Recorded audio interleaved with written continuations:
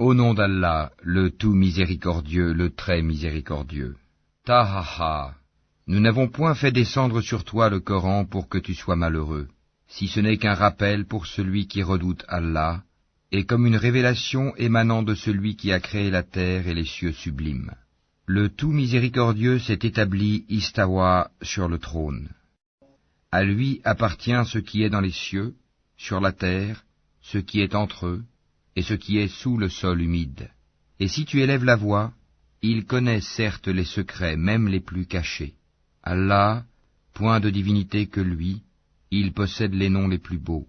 Le récit de Moïse t'est-il parvenu?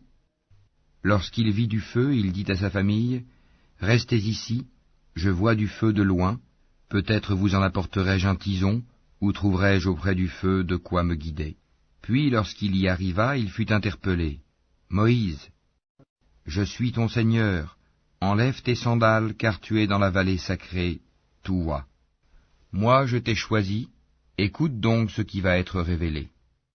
Certes, c'est moi Allah, point de divinité que moi, adore-moi donc et accomplis la salate pour te souvenir de moi. L'heure va certes arriver, je la cache à peine pour que chaque âme soit rétribuée selon ses efforts. Que celui qui n'y croit pas et qui suit sa propre passion ne t'en détourne pas, sinon tu périras. Et qu'est-ce qu'il y a dans ta main droite, ô Moïse? Il dit, c'est mon bâton sur lequel je m'appuie qui me sert à effeuiller les arbres pour mes moutons, et j'en fais d'autres usages. Allah lui dit, jette-le, ô Moïse. Il le jeta, et le voici un serpent qui rampait. Allah dit, saisis-le et ne crains rien, nous le ramènerons à son premier état. Et serre ta main sous ton aisselle, elle en sortira blanche, sans aucun mal, et ce sera là un autre prodige, afin que nous te fassions voir de nos prodiges les plus importants. Rends-toi auprès de Pharaon, car il a outrepassé toute limite. Moïse dit, Seigneur, ouvre ma poitrine, et facilite ma mission, et dénoue un nœud en ma langue, afin qu'il comprenne mes paroles.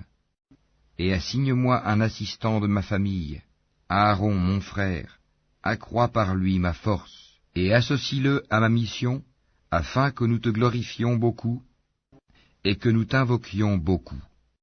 Et toi, certes, tu es très clairvoyant sur nous. Allah dit, ta demande est exaucée, ô Moïse. Et nous t'avons déjà favorisé une première fois, lorsque nous révélâmes à ta mère ce qui fut révélé. Mets-le dans le coffret, puis jette celui-ci dans les flots, pour qu'ensuite le fleuve le lance sur la rive. Et j'ai répandu sur toi une affection de ma part, afin que tu sois élevé sous mon œil. Et voilà que ta sœur te suivait en marchant et disait, puis-je vous indiquer quelqu'un qui se chargera de lui? Ainsi nous te rapportâmes à ta mère, afin que son œil se réjouisse et qu'elle ne s'afflige plus. Tu tuas ensuite un individu, nous te sauvâmes des craintes qui t'oppressaient, et nous t'imposâmes plusieurs épreuves. Puis tu demeuras des années durant chez les habitants de Madian. Ensuite tu es venu, ô Moïse, conformément à un décret. Et je t'ai assigné à moi-même. Pars, toi et ton frère, avec mes prodiges, et ne négligez pas de m'invoquer. Allez vers Pharaon, il s'est vraiment rebellé. Puis parlez-lui gentiment, peut-être se rappellera-t-il, ou me craindra-t-il. Ils dirent, ô notre Seigneur, nous craignons qu'il ne nous maltraite indûment ou qu'il dépasse les limites. Il dit, ne craignez rien, je suis avec vous, j'entends et je vois. Allez donc chez lui, puis dites-lui, nous sommes tous deux les messagers de ton Seigneur, envoie donc les enfants d'Israël en notre compagnie et ne les châtie plus. Nous sommes venus à toi avec une preuve de la part de ton Seigneur, et que la paix soit sur quiconque suit le droit chemin. Il nous a été révélé que le châtiment est pour celui qui refuse d'avoir foi et qui tourne le dos. Alors Pharaon dit, qui donc est votre Seigneur, ô Moïse? Notre Seigneur, dit Moïse, est celui qui a donné à chaque chose sa propre nature, puis l'a dirigée.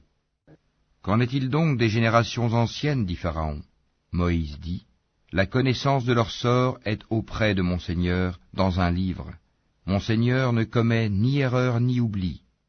C'est lui qui vous a assigné la terre comme berceau, et vous y a tracé des chemins, et qui du ciel a fait descendre de l'eau avec laquelle nous faisons germer des couples de plantes de toutes sortes. Mangez et faites paître votre bétail. Voilà bien là des signes pour les doués d'intelligence. C'est d'elle, la terre, que nous vous avons créée, et en elle nous vous retournerons, et d'elle nous vous ferons sortir une fois encore. Certes, nous lui avons montré tous nos prodiges, mais il les a démentis et a refusé de croire. Il dit, « Es-tu venu à nous, ô Moïse, pour nous faire sortir de notre terre par ta magie? Nous t'apporterons assurément une magie semblable. Fixe entre nous et toi un rendez-vous auquel ni nous ni toi ne manquerons, dans un lieu convenable. » Alors Moïse dit, « Votre rendez-vous, c'est le jour de la fête, et que les gens se rassemblent dans la matinée. » Pharaon donc se retira, ensuite il rassembla sa ruse, puis vint au rendez-vous. Moïse leur dit, « Malheur à vous, ne forgez pas de mensonges contre Allah, sinon par un châtiment il vous anéantira. Celui qui forge un mensonge est perdu. » Là-dessus, ils se mirent à disputer entre eux de leur affaire, et tinrent secrète leur discussion. Ils dirent, « Voici deux magiciens, qui par leur magie veulent vous faire abandonner votre terre et emporter votre doctrine idéale. Rassemblez donc votre ruse, puis venez en rang serré, et celui qui aura le dessus aujourd'hui aura réussi. » Ils dirent, « Ô Moïse, ou tu jettes le premier ton bâton, ou que nous soyons les premiers à jeter. » Il dit, « Jetez plutôt. » Et voilà que leurs cordes et leurs bâtons lui parurent ramper par l'effet de leur magie. Moïse ressentit quelque peur en lui-même. Nous lui dîmes, « N'aie pas peur, c'est toi qui auras le dessus. Jette ce qu'il y a dans ta main droite, cela dévorera ce qu'ils ont fabriqué. Ce qu'ils ont fabriqué n'est qu'une ruse de magicien, et le magicien ne réussit pas, où qu'il soit. » Les magiciens se jetèrent prosternés, disant, « Nous avons foi en le Seigneur d'Aaron et de Moïse. » Alors Pharaon dit, « Avez-vous cru en lui avant que je ne vous y autorise? C'est lui votre chef qui vous a enseigné la magie. Je vous ferai sûrement couper mains et jambes opposées, et vous ferai crucifier au tronc des palmiers, et vous saurez avec certitude qui de nous est plus fort en châtiment, et qui est le plus durable. Par celui qui nous a créés, dirent-ils, nous ne te préférerons jamais à ce qui nous est parvenu comme preuve évidente. Décrète donc ce que tu as à décréter, tes décrets ne touchent que cette présente vie. Nous croyons en notre Seigneur afin qu'il nous pardonne nos fautes ainsi que la magie à laquelle tu nous as contraints. Et Allah est meilleur et éternel.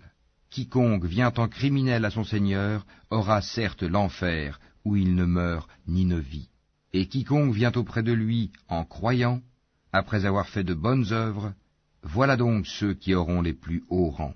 Les jardins du séjour éternel, sous lesquels coulent les ruisseaux, où ils demeureront éternellement, et voilà la récompense de ceux qui se purifient de la mécréance et des péchés. Nous révélâmes à Moïse, pars la nuit à la tête de mes serviteurs, puis trace-leur un passage à sec dans la mer, sans craindre une poursuite et sans éprouver aucune peur. Pharaon les poursuit avec ses armées, la mer les submergea bel et bien. Pharaon égara ainsi son peuple, et ne le mit pas sur le droit chemin. Ô enfants d'Israël, nous vous avons déjà délivrés de votre ennemi, et nous vous avons donné rendez-vous sur le flanc droit du mont, et nous avons fait descendre sur vous la manne et l'écaille.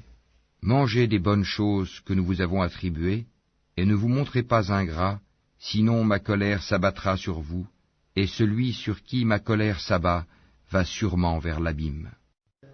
Et je suis grand pardonneur à celui qui se repent, croit, fait bonne œuvre, puis se met sur le bon chemin. Pourquoi, Moïse, t'es-tu hâté de quitter ton peuple? Ils sont là sur mes traces, dit Moïse, et je me suis hâté vers toi, Seigneur, afin que tu sois satisfait. Allah dit, nous avons mis ton peuple à l'épreuve après ton départ, et le Samiri les a égarés. Moïse retourna donc vers son peuple, courroucé et chagriné. Il dit, ô mon peuple, votre Seigneur ne vous a-t-il pas déjà fait une belle promesse? L'alliance a-t-elle donc été trop longue pour vous? Ou avez-vous désiré que la colère de votre Seigneur s'abatte sur vous pour avoir trahi votre engagement envers moi? Ils dirent, « Ce n'est pas de notre propre gré que nous avons manqué à notre engagement envers toi, mais nous fûmes chargés de fardeaux d'ornement du peuple de Pharaon, nous les avons donc jetés sur le feu, tout comme le Samiri les a lancés. Puis il en a fait sortir pour eux un veau, un corps à mugissement, et ils ont dit, « C'est votre divinité et la divinité de Moïse. » Il a donc oublié. Quoi?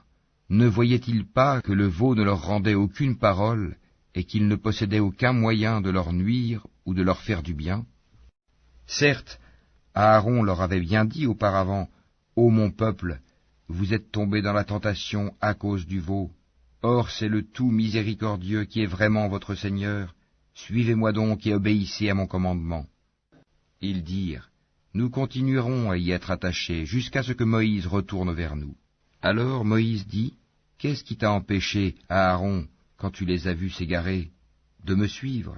As-tu donc désobéi à mon commandement? » Aaron dit, « Ô fils de ma mère, ne me prends ni par la barbe ni par la tête.